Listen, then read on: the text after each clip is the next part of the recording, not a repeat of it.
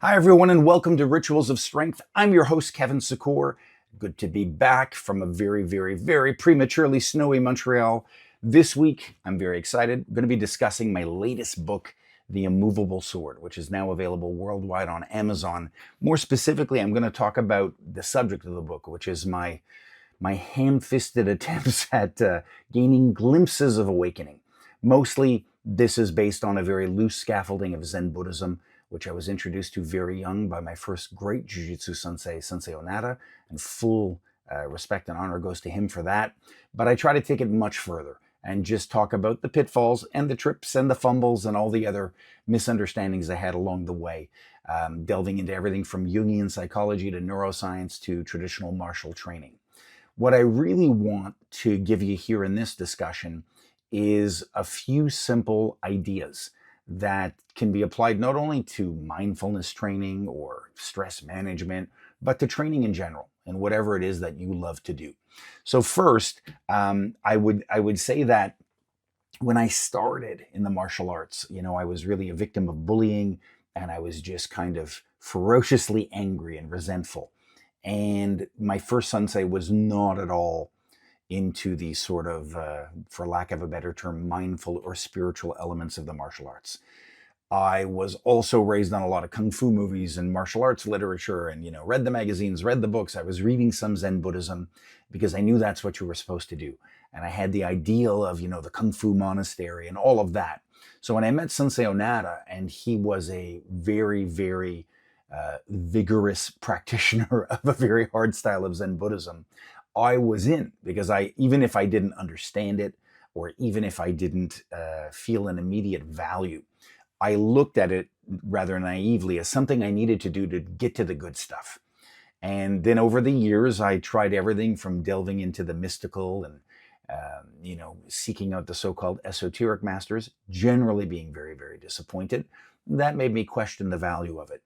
But the one thing Sensei Onata really instilled in me was the practice of daily habit. Daily habit is everything. I often quote a maxim from Shintoism. I have it, I think, in 3 of my 8 books. And it says, for something to be sacred, it must be simple enough to be done every day, but then it must be done every day.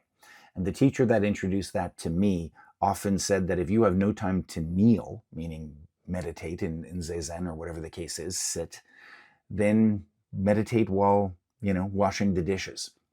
Find no excuse not to do it. And this has always resounded with me. There were periods of my life where I didn't even realize I had maintained elements of the habit. There were periods where I was mindful, but I thought I was doing it mostly out of respect, or other times out of sentimentality. But I wasn't really fully aware of just how beneficial these habits were in the practice of doing it. So habit is a really powerful thing. We are what we repeatedly do. And often when we start to try to impose a new habit, we're very aware of it. We're very mindful of it. And it's like a struggle. And we often think of things that we tried, like a new diet or a new workout routine, but then we ultimately abandon and we feel maybe disappointment or self-shame. But other times we don't recognize habits that have stayed. Sometimes the greatest habits are the ones that we're unaware of.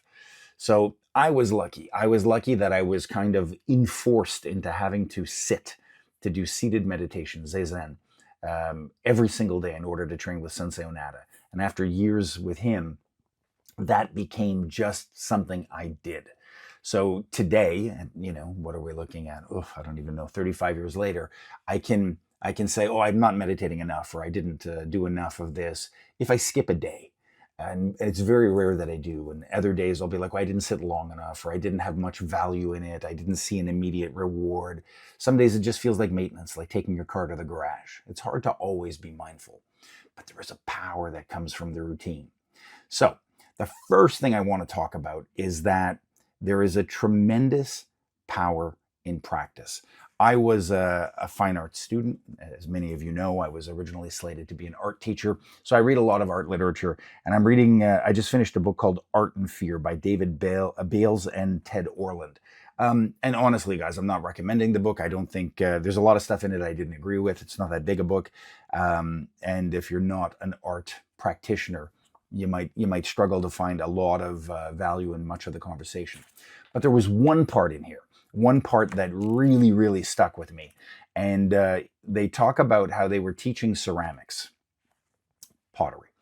And at the beginning of the semester, they divide the class into two groups. And they tell group one, your goal is to try to create the most perfect piece of ceramics you can. Light, thin, balanced. You're spinning it on a wheel, of course, making that clay. And it's very difficult. I've done a lot of ceramics. It was not my jam. It was very tough. I actually started ceramics the very same year that my foot underwent reconstruction and we didn't have motorized wheels and I had to spin with the opposite foot going the wrong direction. It was a soupy mess for me. So it's tightly connected to my injuries. But it's a struggle. To make thin, equal, very balanced pottery is a struggle. So they tell their class, one half, try to make the most perfect piece of pottery. Your goal is to submit one really good, thin, balanced, fine, elegant piece of pottery. And the other goal is told, just finish the pots. Make a volume. If you submit 50 pounds of pots, that's a lot of pots, right? You can make them very, very big, but it's hard to control. So it's lots of small and medium-sized pots. You make 50 pounds of pots, you get an A. And then lo and behold, at the end of the semester, the greatest, finest, most elegant pieces of pottery are consistently being produced by the people seeking to make 50 pounds of pottery. And the ones who were trying to make the most fine, elegant, perfect pottery oftentimes have very few pieces to show. And they said in some cases, students become almost impotent in the fear and the anticipation. They overthink it. They change designs. There's too much time spent talking and discussing and pontificating and very little time spent making. And so in their argument, and it's one I fully agree with, the second group that's seeking volume is simply producing for the sake of producing. I just need to keep practicing, which means they are making many, many, many more mistakes than the first group. And then that means they are learning many, many, many more lessons and therefore improving much, much more. So I often think of this kind of a structure. Even before I had read it here, this had always been what I was taught. In art school, I was taught, fill the page, fill your sketchbooks, draw every single day, draw, 7, 8 pages, gestures, sketches, anything on your desk, anything in front of you, fill your journal, write, put thoughts down. Don't wait for inspiration. Train yourself to have the habit of creation, because when you have the habit of daily creation, you are more likely to be inspired by creativity. Sitting in inactivity, waiting for it to happen, is as ridiculous as hanging out at the gym hoping to get into shape. It's just not going to happen. Another thing I've written about elsewhere was this idea of filling your canvas before you start. Now on like social media, there's a lot of these really hypnotic, even I watch them, these time-lapse videos of people creating. And very often they'll start with like an eye and they'll work their way up making a face and it almost magically appears. And that's truthfully how I instinctively drew up until about 13 or 14 years of age. I think maybe even 12. And then I purchased a book because I wanted to be a comic artist called How to Draw Comics the Marvel Way. And this, emphasized axis and just kind of sketch out your figure very loosely and figure your composition and then slowly build it up. And so that got me into that practice. And that was a huge struggle at first, but then ultimately quite liberating. Because when I would start with a thumb, I'd sometimes become a slave to that area, and then everything else around it would be lesser than, or my composition wouldn't be quite perfect. But when you loosely sketch something out, you kind of take the space you need and you make early adjustments before you commit. Then when I went to art school formally in college, their whole thing was painting is a relationship of color. Right? It's the two colors side by side. Drawing is line, but painting is color field. So you can't even say you've begun your painting until your entire canvas is filled. So just scumble, messily put down, fill every corner with color. Get rid of the white. The oppressive white is what causes writer's block. Just get down color and then begin dealing with those relationships. And when you start dealing with those relationships, as soon as you have something good, very often when you go to get something else better or to balance it out, or you see your composition focal point is shifting, you lose things. You're constantly losing and having to regain. And so it becomes like a battle with your ego. And it's very, very deep work. But then your art, your creation, becomes of much more value to you as an individual creator. This is something that's super important, guys. You cannot slavishly try to perfect one thing. In the gym, it would be like working on your biceps only because you want an aesthetic appearance or some kind of cosmetic gain, but you're creating all sorts of imbalances in the rest of your body. You might become a bodybuilder and look super jacked, but have lost your mobility. So it's important that in our work, we're always trying to keep everything as balanced as we can. And that starts with the beginning. That starts with filling the canvas with color, getting stuff out. So I'll talk about a few things that I think should be part of everybody's training. It doesn't matter if you're a bodybuilder, a martial artist, a school teacher, a mathematician, doesn't matter what you are. I cannot stress enough, guys, the value of journaling. And I've spoken about this elsewhere. Thinking a thought is great. Giving yourself quiet time to meditate and be mindful, absolutely essential. But there are a different set of muscles that are being engaged, if you can pardon the euphemism, when we write something down. And if I type it in my phone, there is a value in that. I will see it. I will have feedback. I will have a record. I will not forget, like lesson planning. But there does appear to be even more value in physically writing it out with like a pen or a pencil, writing it out, because you're activating motor centers differently than when you just type and you're having a different engagement. I'm an art guy, so I even love the grain of a good paper. I love the pull of the ink and the pen. I love it. I love the scratch of a ballpoint. I love all of it. I have journals everywhere in this room. I have like 50 within sight. I buy ornate journals, basic journals. I have journals that I write in, journals that I write and I draw, and then just sketchbooks. I am always recording thoughts. And often they feel like fleeting things that don't even matter. And then you come back to them. Sometimes 30 years later, I'll come back and go, wow, that's a great idea. I had forgotten I had done it. And I find inspiration.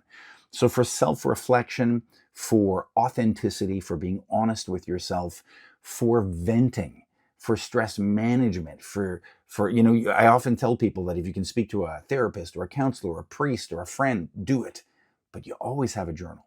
You always have access to writing something down. And I always say it and I always will. If you're self-conscious about putting it down, write it down, rip it up, burn it. Write it down, rip it up in tiny pieces, flush it, throw it away. Even if you destroy the paper the second after you finish journaling, it has value because you've committed it down and you've read it back. So journaling is the first thing. Secondly, reading. Guys, reading matters so much. And again, yes, a lot of us read all day online. I am a big fan of physical books. My desk is filled with books. I was just finishing this. Today I'm referencing Flow, so I have Csikszentmihalyi's copy of Flow. I recently just finished Dexterity and its Development by Bernstein. I'm rereading. I have like 6 books going. Carl Sagan, A Candle in the Dark. I usually have 5 or 6 books going at the same time. Different areas, different places that I go, I have different books that I read. I have books for loud places, quiet places. Every day, almost, I think every day, I don't think I've had an exception. I read 1 to 2 pages out of the Meditations of Marcus Aurelius. It's one of my all-time favorite books. It's a daily gospel for me. So investing in books and reading, it's one of those things, guys, that if you are not in the habit, if you're saying like, I haven't read a book since high school, that's okay. It's a set of muscles like anything else, guys. If you get in the habit, buy a few books, read a little bit every day, even if it's a page, even if you don't retain anything, again, it's the habit that matters. It's not your memorization. It's not the quantity of books. I happen to read fast. I have really good retention because I'm super hyper and I read a lot and my brain is voracious. But I've had periods where I didn't read for a few years and I went down other paths. It happens. So even if you're 75 and you've never been in the habit of reading, it is not too late to develop that. Nobody is too slow.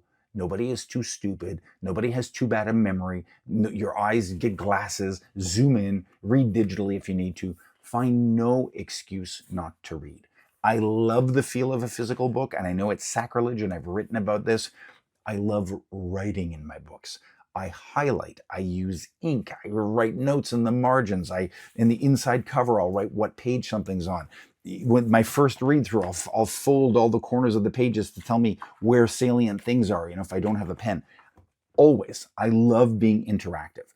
Now, does that destroy the value of resale and all the rest of it? Yes, absolutely. But if you're keeping it, if you're trying to grow yourself, if it's an important book you're going to keep, write in it. In this room, I probably have like my most important, I don't know, 2,000 books. They're all written in. There are some books I know I'm probably not going to keep or I'll pass on to someone else. Maybe I won't read in those. Sometimes now I'll take a photo with my phone of 2 or 3 of the more important pages. But I love interacting with my books physically. So write is one, read is one. Another one that I've gotten into, is walking. Just walking, especially walking anywhere, even if you live in the city, walking out in whatever air, however fresh it is. In my new relationship now, I have a dog. I never had a dog before. So I'm walking Marco all the time or going out. He forces me to go out. It's like one of the best things on the planet. And it always brings me back to my college years when I was obsessed with Friedrich Nietzsche. And Nietzsche always talks about walking an hour or two every single day and getting into nature and the need for it. It's one of the greatest cardios. I can't stand running. I hate skipping. I'm bored by it. It drives me insane. But walking gives me gains. Walking keeps me mobile. It detoxes your brain. It gives you a fresh perspective. It is such a great thing. When you don't know what to do, when you're frustrated, whenever you're hitting at a dead end, just get up and walk. And if you do have pets, it's a double win. I'm always covered in dog hair. I probably got a little bit of Marco here and here. I love my dog. Before that I had cats. If you have any chance to commune with nature, go outside, listen to the leaves in a tree, listen to the birds. Today we had a snowstorm. Go out, be mindful when you shovel. Being out in nature is one of the great daily habits. And so often we get used to just kind of locking ourselves in our house or obsessively working long shifts at work. We don't have time maybe to go to the gym or the dojo or whatever it is we do. But a little reading every day, a few lines, a little bit of writing. Even if I want to write, I don't feel like writing today. I will make myself write. I don't feel like writing today. Make a doodle. Keep the habit alive, and a little bit of walking every day. These are some of the most important practices. And the older I get, the more I appreciate them. And they just keep on coming back with more resounding implications. Now we're going to get a little bit more into sort of Zen concepts, psychological concepts. A huge topic of the Immovable Sword is the idea of dissolving ego.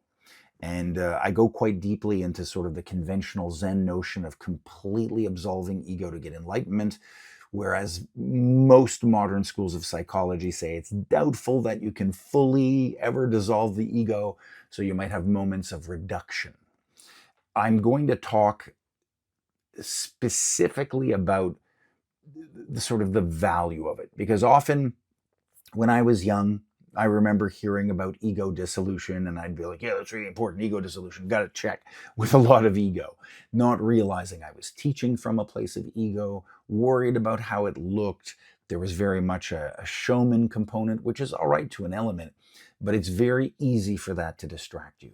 There's the desire for rank, which can be motivating, but then it's hard to dissolve the desire for rank, unless it takes a long time to get there, which that also happened. But sometimes it's not until you get it that you can begin it. But there are lots of people that get rank and they become more egotistical. They train less. They become more insulated behind the dogma. So it's never too soon to address it.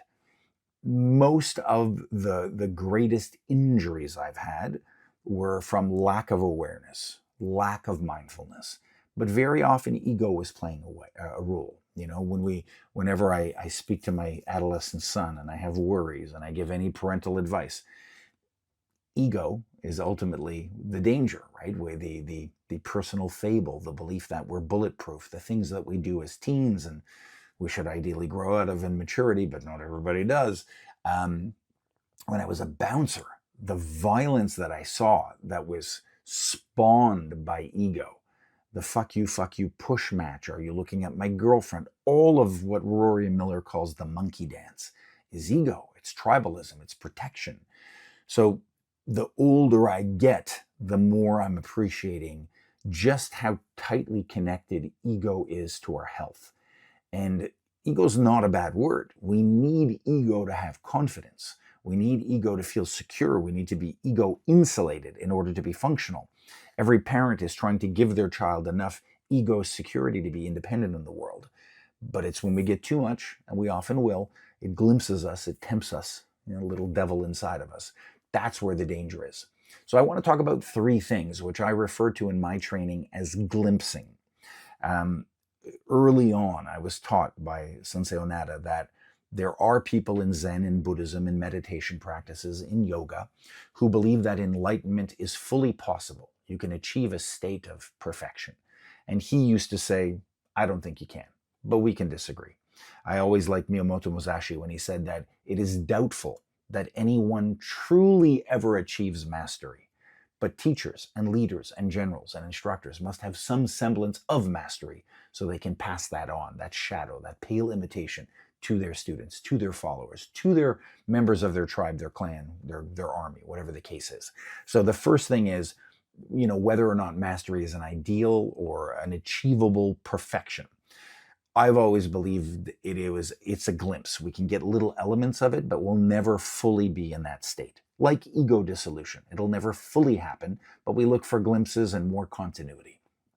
And so the minute you do that, you start to look at your basic training as lesser and more occasional glimpses. And there are three main areas where we can glimpse higher levels of awakening. So again, I referred to Mihail Csikszentmihalyi, which is, he's known as the godfather of flow. This is a great book. He's got lots of beautiful videos on YouTube and lectures, and there's PDFs and all sorts of stuff you can get. He's got other books as well, but that's the master text. And he basically goes down into what he calls the psychology of optimal experience. How do we achieve it, right? And so certainly going back to that pottery analogy, there's nothing that replaces repetition. We got to put in our reps. But this notion that Erickson used to promote where 10,000 reps automatically leads to mastery or generally leads has been falsified. It's been shown to not be really correct. What does happen in those repetitions is that when we really practice something habitually and repeatedly, we then have more opportunities to have moments of flow where we transcend active thought and we experience. Time can slow down or speed up. Awareness can change. It's almost like a transcendent experience and a hallucinogenic experience sometimes. If you've been lost in a movie and you lose track of time, lost in a conversation, lost drawing, writing, listening to music, that's a flow state.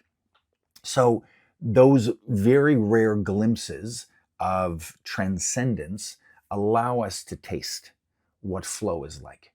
And the more disciplined we become, the more mastery we achieve, the more expertise and skills perfection, the more often we will be rewarded with that feeling of flow.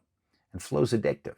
If we, somebody, as Kierkegaard said it, he referred to it as an aesthetic experience. An aesthetic experience is like you're with the girl of your dreams and a song comes on and the moment is perfect. So that becomes your song with your wife, let's say. But then you'll play that again in the future at anniversaries, at parties, etc. And you'll try to always regain that initial experience, but it'll never be quite the same. So you're chasing something that is very intangible.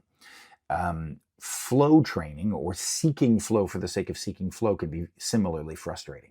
It's very hard to say, I'm going to go get flow today. And if you do that, it's going to be disappointing more often than it's rewarding.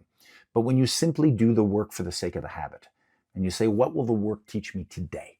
What will the repetitions, the washing dishes, the doing the chores, the daily life, what can I learn from it by just, I think the best example I have is my father and my grandfather were farmers, and they would just talk about tilling the land for the sake of it. It has to be done, so just respect it. Commune with nature, feel the earth, be mindful of what it's doing. You're creating food for yourself and for others. That mindfulness is more likely to lead to flow by transcending the burdens of the experience. So I think that's a huge one. So repetition and habit are definitely there. A second component which allows us to glimpse little elements of mastery is gratitude. And I know everyone talks about how important gratitude is and, be grateful for things and what you have. And it sounds great on paper and it's 100% true. But I'll give you a more selfish reason, right? When we think of achieving mastery, we have the Buddha or the Kung Fu master or whatever the case it is, the master painter. They're effortless in their creation and they have a feeling of connectedness and oneness. Gratitude is one of the easiest ways to have a taste of that. At our highest level, a master is grateful for all things. So as lesser practitioners, when we allow ourselves to do things and try to seek out gratitude mindfully, we have little tastes of what that mastery is going to be like. And those tastes of gratitude are rewarding. I'm telling you selfishly, they give you fuel, they give you perspective, they give you the ability to endure.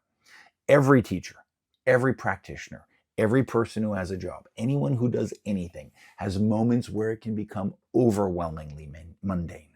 Gratitude is the single best antidote for this.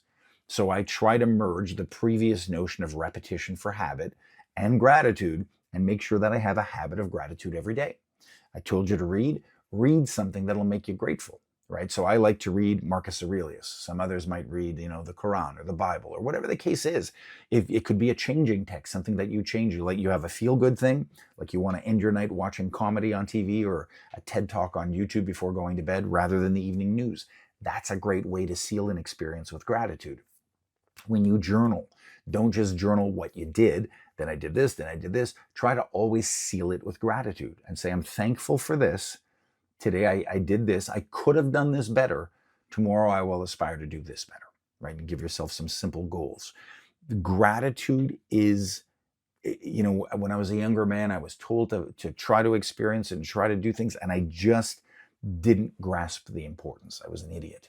But the older I get, the more I realize that gratitude is truly immovable. It's a bulletproof power. When you have it in your heart, when you're feeling gratitude, the depression, the sadness, the distraction, all the rest of it, the self-doubt just matters much, much less.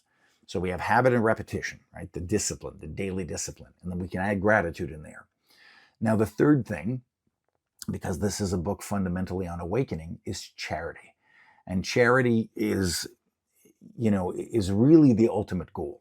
I often quote the author Rick Fields. He wrote a fantastic book called Code of the Warrior. And I'm paraphrasing. I may get the quote a little bit wrong. He says that a warrior must exist for a purpose beyond themselves. They are like thorns on a rose, protecting the ideal of their beauty or whatever it is that they believe in. A warrior has to exist to protect something. That's where the motivation comes from. That protection of something else comes from connection. And we are all participants in society. And there's so much division in the world today that the only solution, whether it's the fear of political diversity or it's the fear of AI taking over, or whatever it is, the greatest solution for that is to reconnect. In my book, The Immovable Sword, I talk about a conventional set of philosophical, if you want, meditation illustrations known as the ox herding pictures. And near the end of it, it's about, going out to identify the ox, the goal that you want, seeking it, finding it, catching it, taming it, riding it home. And then there comes to a point where you transcend the ox, and then you transcend yourself, and neither you nor the ox exist anymore on a metaphysical level. There's just the task of doing. And the ultimate goal is to return to the marketplace, is to go back to where you began. And it speaks to the need that we may go out. We may go out and we may seek and we may do whatever it is we need to do to feel complete. But that ultimately, we got to come back to a purpose. It can't just be about making ourselves better. What are we going to do with that self?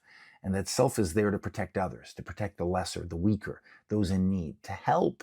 There's so much greater strength in connection and in diversity and multiplicity than there ever can be in solitude.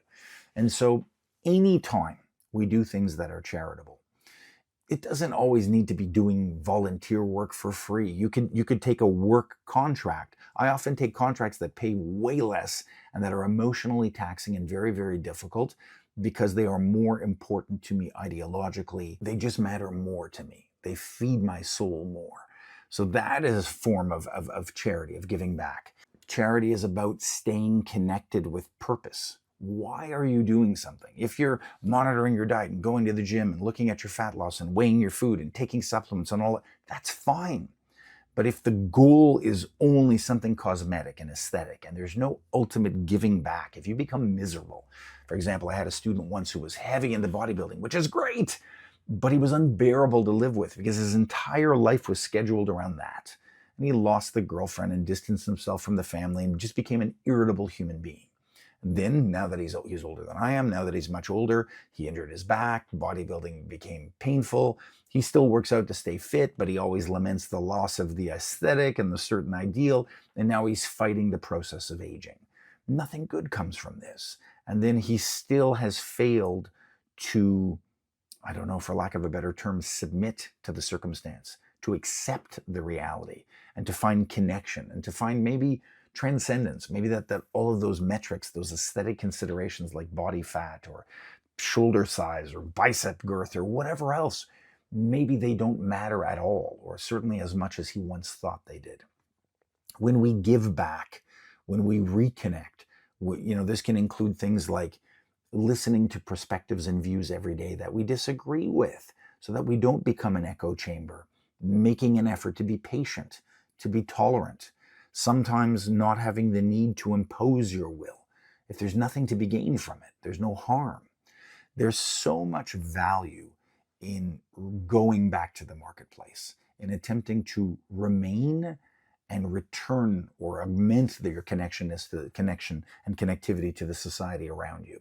So I would strongly urge you right now, at whatever stage you are in any journey, even if you're starting something completely new, ask yourself, what can I do, first of all, to create a habit of success, a routine? The repetition is going to lead you to greater flow. The flow is going to tempt and tease you with the taste of mastery. So repetition first. Second, what can I do to be grateful right now? Where can I find gratitude right now? It is okay to be impatient. It is okay to want things. It is okay to have desire, to strive, to push. All of those things are fine and normal. But not only that. What can I do today to be grateful for what I have, to look at what's here right now? Even if it's only my ability to realize that I have nothing to be grateful for. That alone would be something to be grateful for. And then thirdly, what can I do to give back? Am I existing in an echo chamber? Can I somehow serve a higher purpose than what I am now? What I can tell you, I've in my life had periods of profound depression. I talk about it in the book. I've had periods of intense PTSD. There are very few things that have saved me, and I've seen many people not be saved. Many people get lost to these demons, but very few things that have saved me as much as habit, as much as gratitude, and as much as giving back, charity, and giving back to your society. So in many ways, if you look at my last 3 books, Rituals of Strength is very much a book about microdosing pain and fear. It's about the daily discipline of habit. It's a love letter to habit. My book after that was Unconstrained, which is about how we share and how we teach, but it's also about rediscovering how we learn and how we teach, so that we get much more connectivity to the process, and it excites us to share, to teach, to reconnect. It's a love letter to gratitude, to awareness, to mindfulness, but there's also a charitable element. And in The Immovable Sword, it's certainly a more philosophical / spiritual read, but the intention really is to give you that third prong, that third perspective. Today I'm wearing one of my many shirts for my dojo, and it shows this demon-like character in Zen Buddhism known as Fudomyo. He's a guardian, a Buddhist guardian of wrathful compassion. He's aggressively vigilant on your behalf. Right there over my shoulder, I have a little bronze statue of him. And this cover is a drawing that I did of a slightly less demonic looking version, because sometimes when you see the Fudo, he has like a demonic or monstrous face, and people sometimes get distracted by that. So I made the choice on the cover to make him look more like an airbender, an avatar, just a bald monk, but with the same vigilance. And a tremendous book on this topic is Warrior of Zen by Suzuki Shosan, and I quote him often. But like Miyamoto Musashi, the samurai, they look at this ferocity, at this need for sort of active, almost aggressive intention in our work, even in our mindfulness, even in our charity, even in our gratitude, but certainly in our habits. I don't like making things complicated. I don't like judging other processes. There's lots of people that have lots of ways up the mountainside. You could be a yogi, you could be writing poetry, you could be a jazz saxophonist. It could be found lots of other ways. This book is certainly written from a martial arts perspective, because that's where I achieve those moments of awakening. And I will never stop seeking, guys. What I can tell you is that At 53 years of age, I'm just getting a groove into it. I'm now at a point where I can fully accept a lot of the mistakes I made in my younger self. I can find humor in it. I can find motivation in it, but it's always a struggle. And the three prongs that are always going to help you out of it are the routine of your discipline.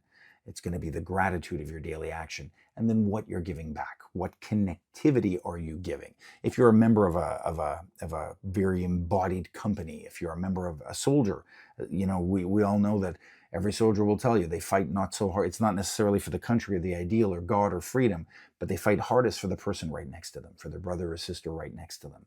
And this should be true of all of us. We should never forget the connectivity that we have with everybody around us.